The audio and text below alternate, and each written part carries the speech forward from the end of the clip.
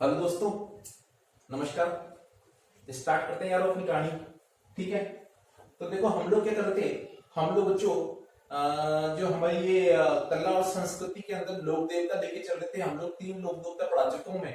3 लोक देवता तो आपको पढ़ा चुका हूं। कौन से? रामदेव जी, बाबू जी और गोगा जी। 3 तो पढ़ा चुका हूँ। ठीक है, 3 पंचपीर तो पढ़ा चुका हूँ। रामदेव जी भी पंचपीर कहलाए, ठीक है, और बाबू जी भी पंचपीर कहलाए। बाबू जी भाई मेहर जाति के मुसलमान बाबू जी को क्या करते थे? पूछते थे। तो बाबू जी पंचपीर कहलाए। और गोगा जी का ही मैंने आपको बताया कि गोगा जी का क्या है? मुसलमान। वो भी उनके पुजारी हैं 11 महीने के।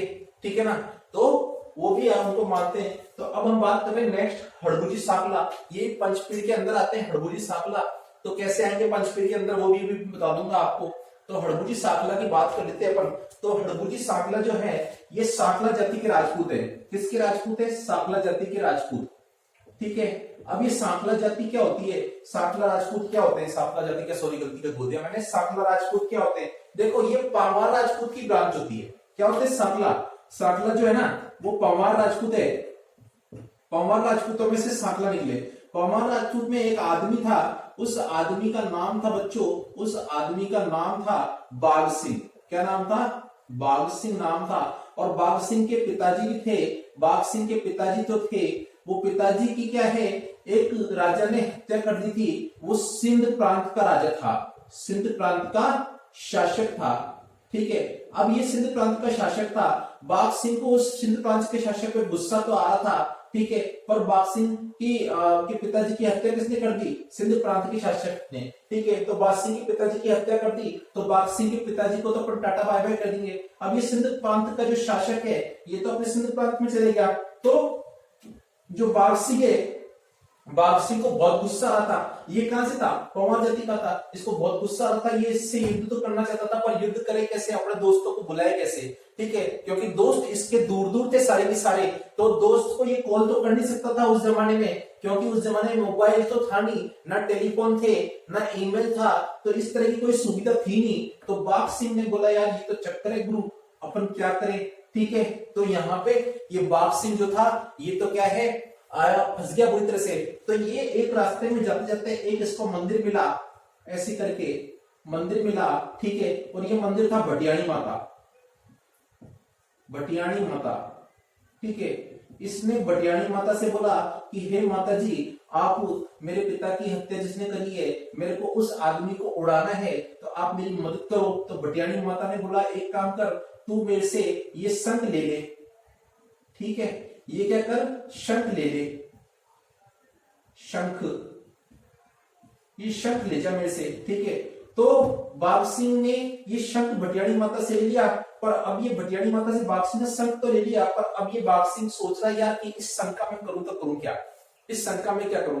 तो एक बार क्या है, ये अपने दोस्तों को याद कर रहा था। बोले यार मेरे जो दोस्त हैं काश मेरे साथ होते, तो मैं उनके के साथ मिलके ये सिंध प्रांत के शासक से युद्ध करता और इसको उड़ाता बमगोले से, और मैं अपने पिता की हत्या की बदला लेता।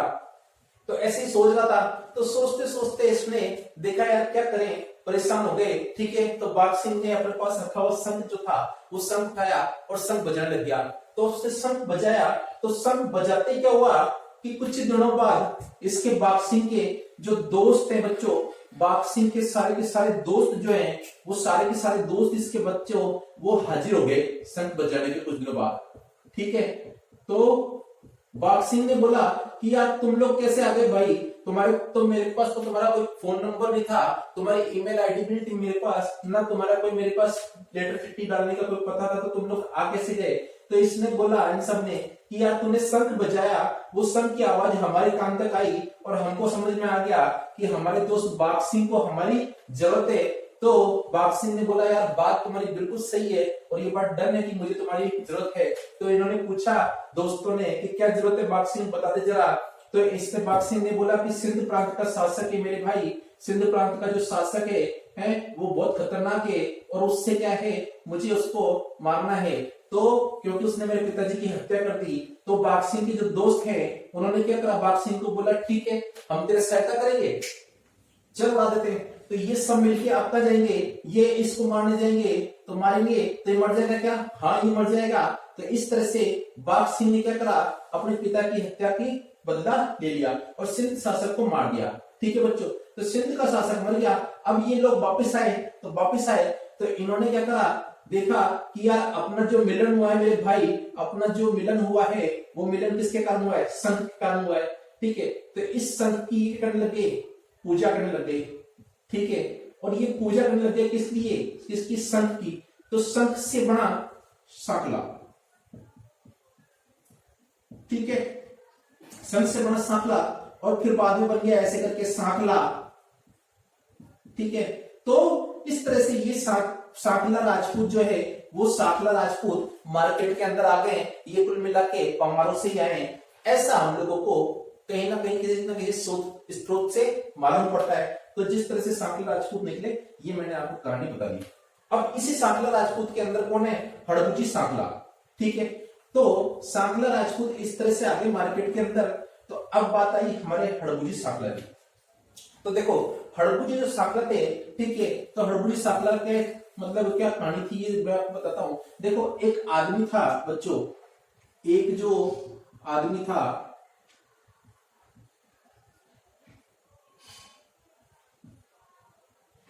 ये जो आदमी है, ठीक है, ये राजा है दिल का।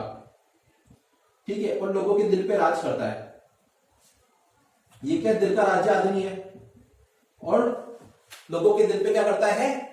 राज करता है। ठीक है, और ये जागीरदार है बच्चों। क्या है? जागीरदार है, ध्यान रखना भाई, जागीरदार होगा वही तो राजा होगा। ठीक है, जागीरदार है तो वही तो राज करेगा। ठीक है, और ये जो जागीरदार है ये किसी ना किसी जगह का तो जागीरदार होगा।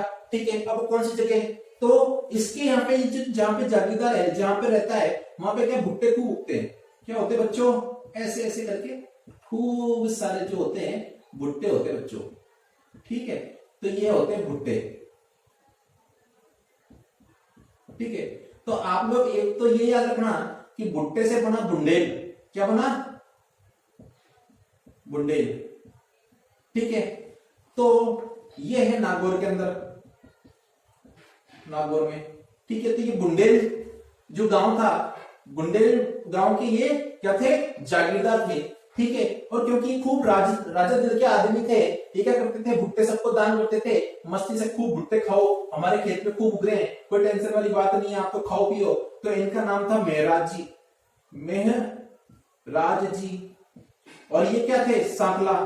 तो सांकला तो लगेगा, मेहराज जी सांकला।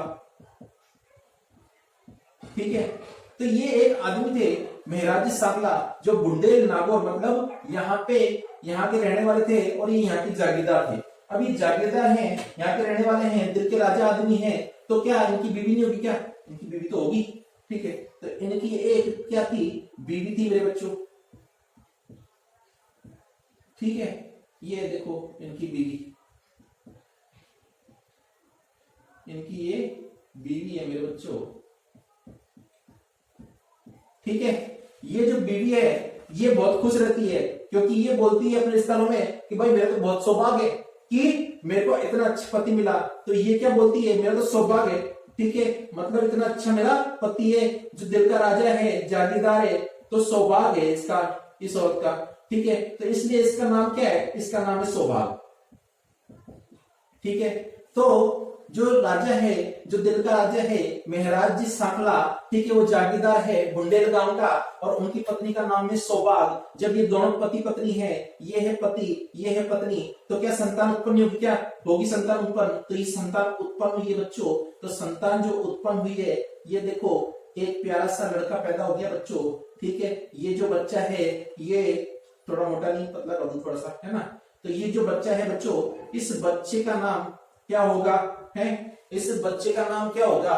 जैसे ये इसका नाम ऐसे है बच्चों कि ये जब प्रेग्नेंट हुई, ठीक है, तो प्रेग्नेंट होने के बाद इसने अपने पति को बताया कि देखो मेहराज जी क्या है, मैं प्रेग्नेंट हूं। तो पति क्या है, हड़बड़ाहट के अंदर घर पे आया, दौड़ा दौड़ा और हड़बड़ाते हुए आया फटाफट कि ये क्या हो गया भाई, है मेरे घर में इतनी अच्छी खुशखबरी कैसे आई। तो ये क्या है, हड़बड़ाहट के अंदर घर पे दौड़ा दौड़ा आया और इसने पत्नी को तो बधाई दी नहीं। ये तो खुशी से इतना पागल हो गए मेहराज जी कि भाई मैं क्या करूं क्या नहीं करूं समझ में नहीं आ रहा इनको, तो हड़बड़ाहट के अंदर, तो हड़बड़ाहट के अंदर इनको कुछ समझ में नहीं आया, तो जो बच्चा पैदा हुआ उसका नाम रख दिया हड़बू जी।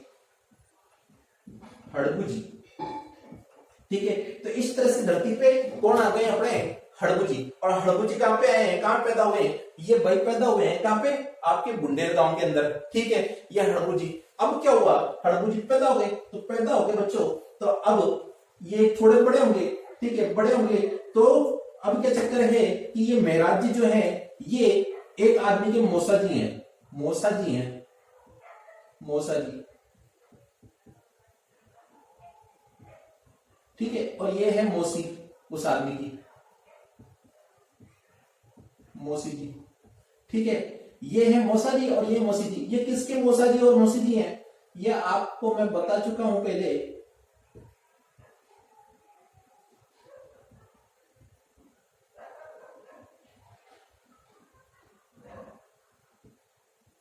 ये है रामदेव जी। कौन है,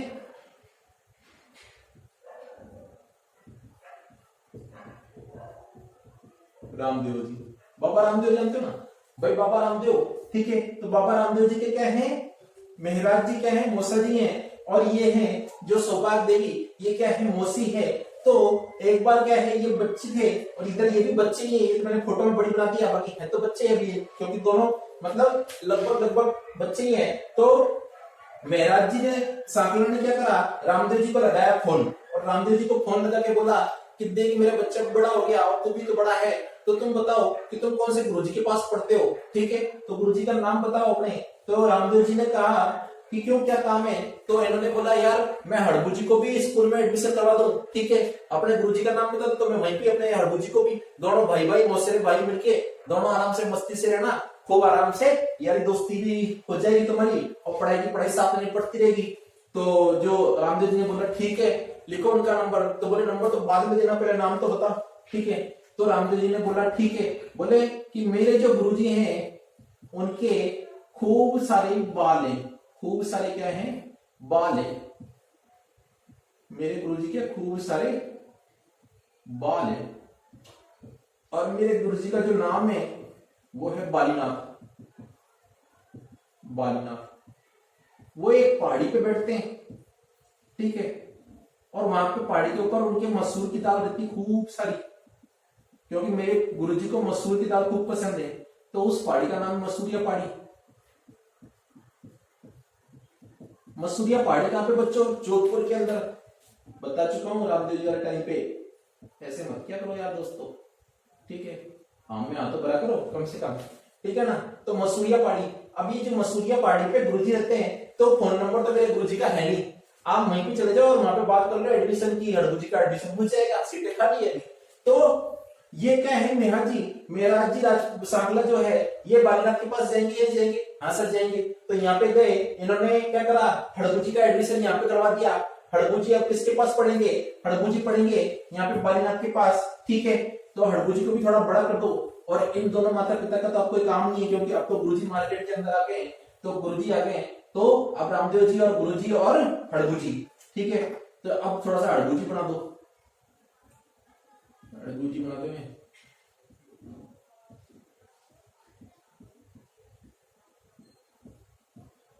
ठीक है। ये हड़बू जी, हड़बू जी, हड़बू जी बहुत कर्तव्यनिष्ठ थे, जो भी गुरुजी कहते थे वो हड़बू जी हर बात को मानते गुरुजी की, ठीक है। तो गुरुजी बोलते हैं कि भैया ये काम कर लो, इस तरह से कर लो, तो हड़बू जी उनकी बात को अच्छी तरह मानते। रामदेव जी और हड़बू जी जो है दोनों साथ साथ,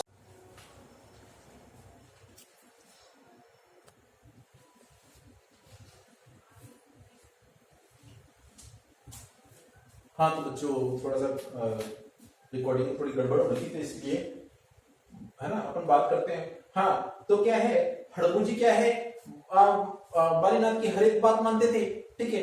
हड़बू जी बालीनाथ की हर एक बात मानते थे, तो बालीनाथ ने हड़बू जी से कहा कि हड़बू तुम क्या है, चाकू गांव चले जाओ। कहां चले जाओ, चाकू गांव, चाकू गांव। ये चाकू गांव बच्चों जोधपुर के यही पड़ता पास में, ठीक है, जोधपुर में पड़ता कुल मिला के। तो चाकू गांव चले जाओ और वहां पे जाके तपस्या करो। तो अब क्या है, हड़बू जी यहाँ पे आ गए चाकू गांव के अंदर, और चाकू गांव में आके क्या तपस्या करने लग गए, और तपस्या करने लग गए तो चाकू गांव के लोग वो देखने लग गए कि यार ये कौन बंदा है, बहुत बढ़िया बंदा है, अपनी धुन में रहता है, तपस्या करता रहता है बड़ी तरीके से, कोई टेंशन नहीं है इसको, और इससे भी हमको कोई टेंशन नहीं है, तो बहुत अच्छा आदमी है, ना कोई खाने पीने की इसको टेंशन, ना कभी सोचता खाने पीने की, कोई दे दे तो खा ले, नहीं तो कोई टेंशन नहीं, ना धूप के अंदर अपनी आराम से तपस्या करते रहते, ये इनको किसी से कोई लेना नहीं था। तो गांव के लोग भी इनसे प्रसन्न थे, और धीरे धीरे करके इनकी दाढ़ी भी निकल गई थी, तो अब इनकी दाढ़ी निकल गई, ठीक है। तो क्या था, इन्हीं के टाइम पे एक राजा था जिसका नाम था राव जोधा बच्चों, ठीक है, ये राव जोधा, और राव जोधा इनके समकालीन था। तो अगर आपसे पूछे कि इसके हड़बुली श्रृंखला के समकालीन कौन से राजा था, तो उसका नाम था राव जोधा। अब ये राव जोधा के पिता थे राव रणमल, आपको पता ही है, ठीक है। राव रणमल की हत्या किसने करवाई थी बच्चों, राव रणमल की हत्या राणा कुंभा ने, और राणा कुंभा कौन था, मेवाड़ का शासक, ठीक है, मेवाड़ का क्या था, शासक था, ठीक है ना, ये मेवाड़ शासक, मेवाड़ शासक था ये। तो ये मेवाड़ का जो शासक था उसने क्या करा, राव रणमल की हत्या करवा दी, तो राव रणमल को मरवा दिया, और मेवाड़ के ऊपर क्या है, अपना राज कर लिया। तो राव रणमल तो मर के आते यहाँ से इसको खत्म कर देंगे। अब इसने क्या करा, मेवाड़ पे राज कर लिया, तो कहां पे पहुंच गया ये, मारवाड़ पे। भाई मेवाड़ का शासक है, उसने मारवाड़ पे क्या करा, हमला किया, और राव रणमल की हत्या करवा दी, राव रणमल मर गया, तो अब मारवाड़ किसका हो गया, मेवाड़ के राजा का। मेवाड़ का राजा कौन, राणा कुंभा, ठीक है। तो ये जो राणा कुंभा है, अब मेवाड़ की क्या हो गए, मारवाड़ के क्या हो गए, ये मारवाड़ के भी राजा हो गए, ठीक है, इनके अधीन में हो गया मारवाड़। तो राव जोधा अब गली गली घूमने लग गए कि यार पिताजी मर गए, और पिताजी अब नहीं रहे, अब मेरी हेल्प कौन करेगा, और मेरे पास तो ना राजा हूं मैं, और ना मेरे पास कोई राजमहल है, ना मेरी कोई दासियां हैं, ना कोई सेविका है, मैं तो गली के अंदर आ गया, रोड पे आ गया, करूं तो क्या करूं, कुछ समझ में नहीं आ रहा, कहां जाऊं, किधर जाऊं, किससे मिलूं, किसको बताऊं, अपनी तपस्या किसको दिखाऊं, दुख में अपना किसको सुनाऊं, ये इसको कुछ भी नहीं समझ में आ रहा था राव जोधा को। तो राव जोधा क्या है, उसको किसी ने बोला कि यार भाई मेरी बात सुन, एक काम कर, तू चले जा किसके पास, हड़बू जी के पास। हड़बू जी चाकू गांव के अंदर क्या करते हैं, तपस्या करते हैं, वो तेरे बारे में बिल्कुल सही सही बता देंगे, और तुझे क्या करना है सही सही बता देंगे। तो अभी राव जोधा किसके पास जाएगा, चाकू गांव जाएगा, हड़बू जी के पास, हड़बू जी से मिलेगा, हड़बू जी बोलेंगे कि ठीक है भाई ऐसी बात है, तो तू बढ़िया तरीके से अब तेरे को शासन मिल जाएगा तेरा मारवाड़ का वापिस से, तू मेरे पास आया है, एक तपस्वी के पास आया है। तो इनके पास क्या एक कटार थी, किसके पास, हड़बू जी के पास। तो ये कटार जो है हड़बू जी ने अब किसको दे दिए, राव जोधा को। तो राव जोधा को कौन से पंच पीर में से पीर ने कटार भेंट की थी, तो वो किसने की, आप जानते हो, हड़बू जी सांकला ने, ठीक है। तो ये हड़बू जी ने इनको कटार दे दी, बोले ये कटार रख ले, बाकी मैं तेरे को बताता हूँ एक तरीका कि तू जो है अपनी बुआ को कॉल लगा, ठीक है। बुआ कौन है, बुआ इनकी है, ठीक है। तो ये क्या करेंगे, बुआ इनकी कौन है, यहाँ पे एक बुआ है बच्चों, इधर ही मेवाड़ में, मारवाड़ मेवाड़ के अंदर, मेवाड़ का शहर है ना, तो यहीं पे एक बुआ है,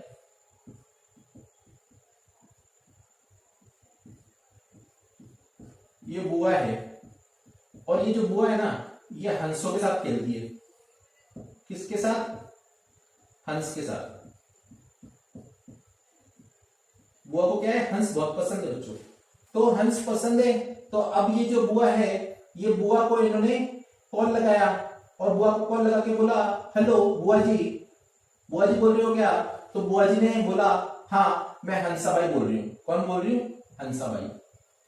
तो बुआ जी का नाम क्या हुआ बच्चों, बुआ जी का नाम हुआ हंसाबाई, ठीक है। तो इसने कॉल लगाया राव जोधा ने बुआ जी को कि बुआ जी मेरे राव और रणमल जो मेरे पिताजी हैं, उनको क्या है, मेवाड़ के शासक मतलब राणा कुंभा ने क्या करा है कि मरवा दिया है, और अब मेरे पिताजी नहीं रहे, मैं रोड पे आ गया हूँ, मेरे पास राजमहल भी नहीं है, दासियां भी नहीं है, सेविका भी नहीं है, मैं राजा कैसे रहूं, ठीक है, मेरे पास तो कुछ भी नहीं है।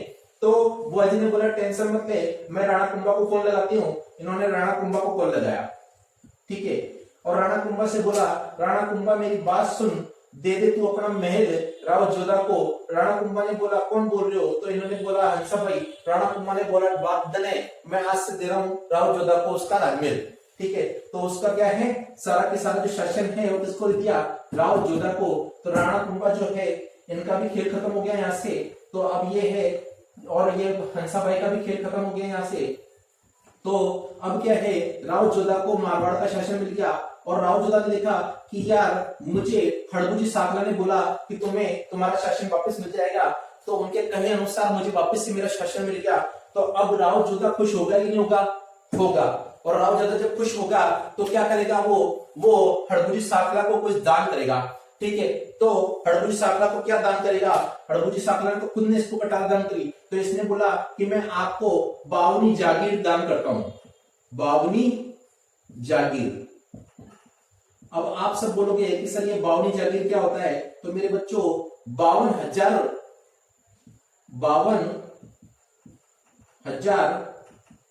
बीघा जो जमीन होती है, 52,000 बीघा जमीन को कहते हैं 52 जागीर। मतलब क्या करा राव जोधा ने, ये चाकू गांव में जो अपने साधु थे जिनको कहते थे हड़बुजी साकला, उनको क्या तपस्या करने के लिए आए हुए थे, तो उनको क्या दान दे दी? 52,000 जमीन, और बोल दिया कि 52,000 बीघा जमीन जो है आज से आपकी है, आप जो करना चाहो करो, मेरे इसमें कोई अधिकार नहीं है, आप मस्ती से रहो, बाकी कोई और टेंशन हो तो मुझे बताओ। ठीक है, तो हड़बुजी साकला ने 52,000 बीघा जमीन जो है स्वीकार करी, और यहाँ पे एक गांव बसाया जिसका नाम है बेंटी गांव। बेंटी गांव, ठीक है बच्चों, यहाँ पे बेंटी गांव। ठीक है, तो ये अब आपके यहाँ से राव जोधा का भी खेल खत्म, तो राव जोधा भी यहाँ से निकल लेंगे, और ये 52 जागीर और 52,000 बीघा जमीन पे इन्होंने क्या है, बेंटी गांव बसा दिया। तो अब ये बेंटी गांव आ गए चाकसू से। ठीक है, चाकसू से कहां गए? बेंटी गांव। तो अपन चाकू गांव यहां से हटा देते हैं, और चाकू गांव की जगह बेंटी गांव लिख देते हैं, क्योंकि बेंटी गांव में आ गए ना, तो बेंटी गांव। ठीक है, अब ये बेंटी गांव में आ गए, तो बेंटी गांव के लोगों की क्या है, खूब सेवा करने लग गए। ठीक है, बेंटी गांव के लोगों की क्या करने लग गए? खूब बच्चों सेवा करने लग गए। ठीक है, तो सेवा करने लग गए, तो गांव के लोग क्या है, हड़बुजी साकला को बहुत मानते थे। गांव के लोग हड़बुजी साकला की कभी भी बात कभी भी काटते नहीं थे, जो हड़बुजी साकला ने बोल दिया वही डन था, क्योंकि गांव के लोग जानते थे कि यार हड़बुजी साकला जो है ऊंच नीच भेदभाव जात पात धर्म कुछ भी नहीं मानते, इनके पास जो भी चले जाए उसकी सेवा करते हैं। तो गांव के सारे लोग हड़बुजी साकला को बहुत मानते। ठीक है, अब क्या चक्कर है कि एक बार क्या हुआ बच्चों, मारवाड़ के अंदर क्या हुआ, मारवाड़ के अंदर अकाल आ गया। क्या आ गया? अकाल। अकाल मतलब जानते हो ना आप, अकाल। ठीक है, अकाल में क्या है, पानी नहीं बरसता और फसल नहीं उपजाऊ उपजती, तो कुछ उगेगा नहीं, कुछ पानी बरसेगा नहीं, तो क्या समस्या हो जाएगी। तो वो क्या है, हड़बुजी साकला ने बोला यार अब बैठे रहे तो कोई काम चलेगा नहीं। ठीक है, इनके पास क्या थी, एक बैलगाड़ी थी। इनके पास क्या थी, एक बैलगाड़ी थी बच्चों, ऐसे करके बैलगाड़ी थी एक। ठीक है, बैलगाड़ी किसके पास थी? हड़बुजी साकला के पास। तो बैलगाड़ी थी, इन्होंने क्या करा, बैलगाड़ी के अंदर बाजरा भरा। ठीक है, बैलगाड़ी में बाजरा भरा, और बाजरा जो भरा, तो अब ये है जो गांव के लोगों को बाजरा क्या करेंगे, इस बाजरे को दान करने जाएंगे। ठीक है, कि यार बाजरा दान कर दूं मैं कम से कम, ताकि लोगों का कुछ तो पेट भरे, क्योंकि खाने पीने के लिए कोई सामग्री नहीं है, अकाल बड़ा पड़ा है। ठीक है, और इनके पास तो खूब आया था, क्योंकि क्या है, मारवाड़ का जो शासक था कौन था, राव जोधा, वो इनको भिजवाता था। तो इनके पास जो भी सामग्री थी वो अब किसको दान करेंगे, ये यहाँ पे अकाल वाले लोगों को दान करेंगे। ठीक है, तो ये बैलगाड़ी के अंदर बाजरा भर के जा रहे थे। तो इन्होंने देखा यार मैं बाजरा दूंगा कैसे, ऐसे हाथ से दूंगा तो दिक्कत हो जाएगी। ठीक है, तो एक बार क्या था, रामदेव जी ने क्या करा, रामदेव जी ने हड़बुजी साकला को अपना कटोरा दिया और अपनी एक छड़ी दी थी। ठीक है, एक क्या दिया था इनको, कटोरा दिया था, एक तो इनको दे दिया था कटोरा, ऐसे करके कटोरा, और इस कटोरे का नाम था रतन कटोरा। ठीक है, और एक दी थी बच्चों छड़ी, इसका नाम था सोन चिरैया, सोन चिरैया,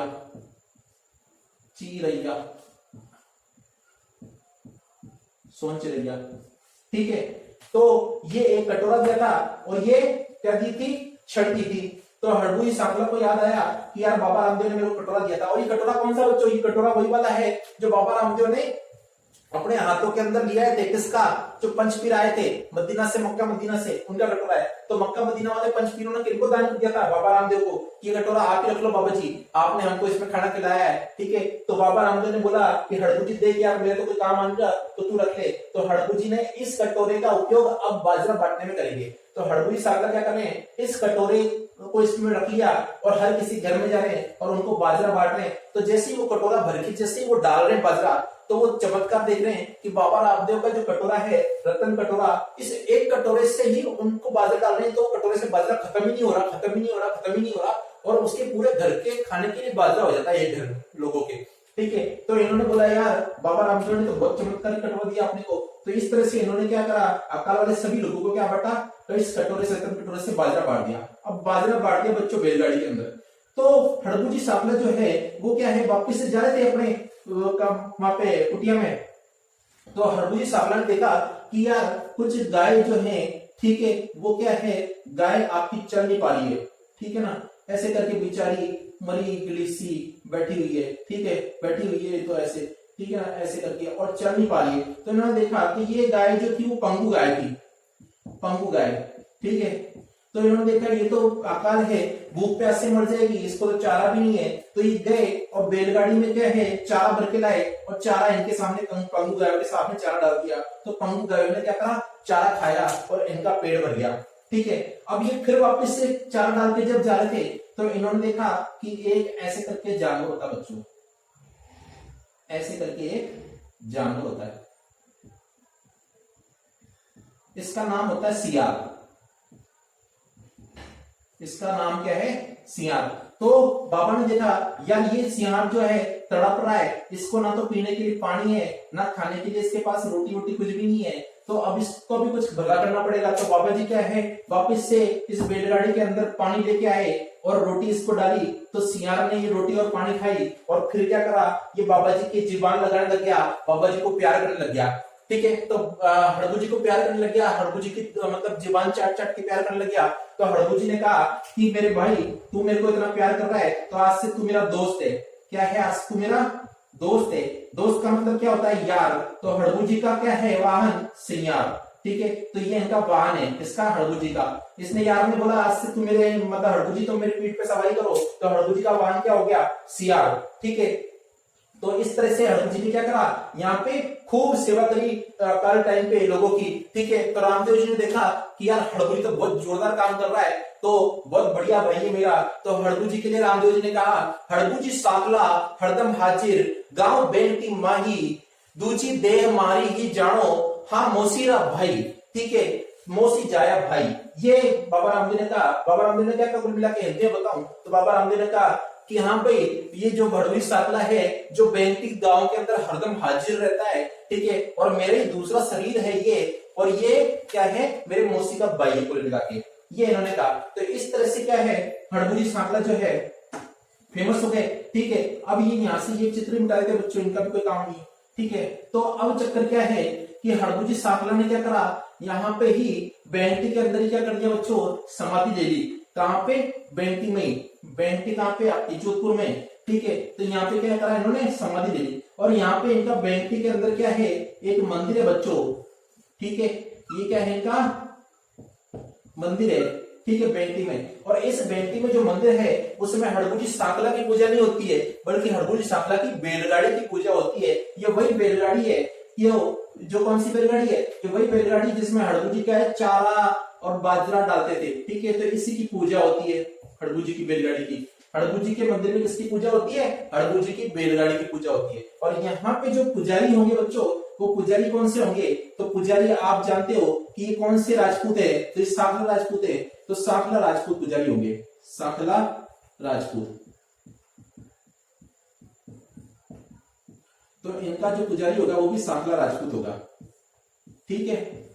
तो इस तरह से हड़बू जी ने क्या करा, हड़बू जी ने लोगों को क्या करा, बाजरा दान किया इसी बैलगाड़ी से, ठीक है। और गरीब थे लोग बाग वहां पे, तो अकाल के टाइम पे वो खाने के लिए कुछ नहीं था, तो भाई हिंदुओं को भी दान करा उन्होंने, मुसलमानों को भी दान करा, मतलब हिंदुओं की सेवा भी करी, मुसलमानों की भी सेवा करी। तो मुसलमान भी इनको मानेंगे। तो ये इसलिए इनको भी क्या माना जाता है, इनको पंचपीर माना जाता है बच्चों, ठीक है। इनको क्या माना जाता है, पंचपीर।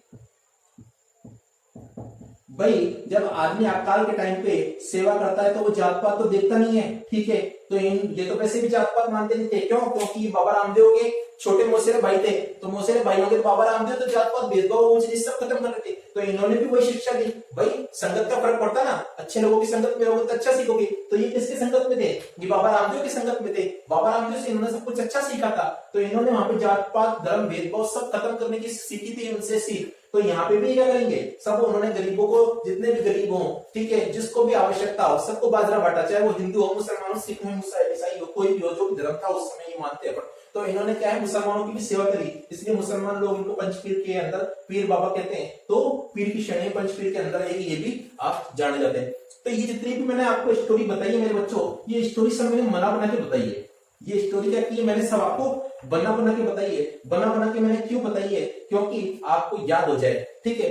मेरा किसी भी व्यक्ति विशेष से कोई मेरा किसी भगवान को और किसी व्यक्ति विशेष को ठेस पहुंचाने का कोई मकसद नहीं है। मेरा मकसद यही है कि भाई आप स्टूडेंट को आसानी से सारी चीजें याद हो जाए, ठीक है। जैसे मैंने इनके पति का नाम, वो इनके पिताजी का नाम बताया, ठीक है। जैसे राज बता दिया कि राजा थे दिल के, ठीक है। तो मेराज जी है ना, और उनकी जो माता थी, ठीक है, तो खूब भागवान थी, सौभाग्य थे उनके, कैसे पति मिला, तो सौभाग्य देवी है ना। तो इस तरह से मैंने आपको जो भी बताया, ये सब आपको क्या करा, मैंने मन से कहानी बना बना के बताई है। तो इसलिए ताकि आपको याद हो जाए। तो दोस्तों मैं तो अपनी पूरी कोशिश कर रहा हूँ आपको अच्छा देने की, ठीक है। और मैं आपको दे रहा हूं, तो बदले में आप भी थोड़ा बहुत यार वीडियो को लाइक कर दो, शेयर कर दो, सब्सक्राइब कर दो, क्या जाता है आपका, ठीक है।